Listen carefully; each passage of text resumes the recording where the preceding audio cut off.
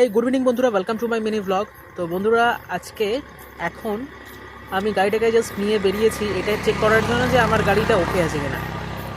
Because গাড়িটা purchase করার 5 to 6 মান্থের মধ্যে এতবার খারাপ হয়েছে, আমি মানে totally confused actually and embarrassed definitely, যে গাড়িটা আমার ওকে আছে কি না দেখার জন্য গাড়ি বার করতে হচ্ছে আলাদা করে।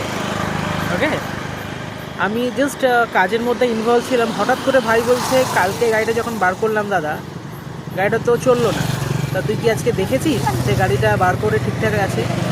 বিকজ 11 তারিখ গাড়িটা আমি হাতে পেয়েছি, তার 2-4 দিন আগে গাড়িটা দোকানে দিয়েছিলাম। কিছুটা মোটরের কাজ হয়েছে, কিছুটা কন্ট্রোলারের কাজ হয়েছে, আরও 2-একটা কাজ হয়েছে।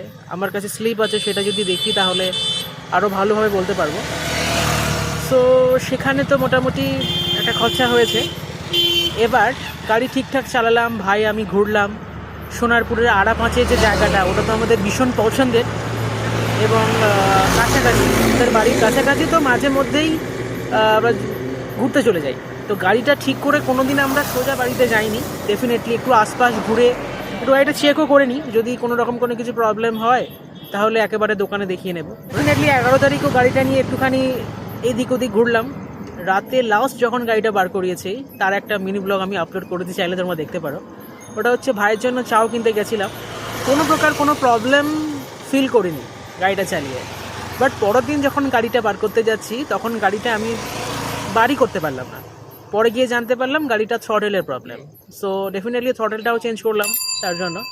তো সবশেষে একটা কথাই বলার, যে তোমরা যদি এরকম গাড়ি কিনতে চাও, ব্যাটারির গাড়ি, সেটা যেই কোম্পানির হোক না, ওলা, এথার বা আরও এই সমস্ত হুন্ডার গাড়িগুলো ওরাও বার করছে, বা 1-2 বছর পরে দেখা যাবে যে সমস্ত কোম্পানি তাদের কিছু এরকম মডেল বার করছে যেখানে ইলেকট্রিক।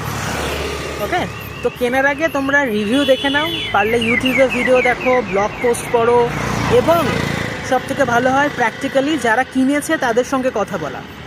রাইট, কেনার আগে এরকম 2-4 জন 5 জনের সঙ্গে কথা বলো যারা গাড়িটা কিনে ইউজ করছে 1 বছর, 1.5 বছর, 2 বছর, 6 মাস, 8 মাস, তারপরে গাড়ি পারচেস করো। এটা সব থেকে রাইট ডিসিশন। কথা বলো, কথা বলে ভালো ফিডব্যাক পেলে তারপরেই কিন্তু গাড়ি কেনো, তাছাড়া কিনো না।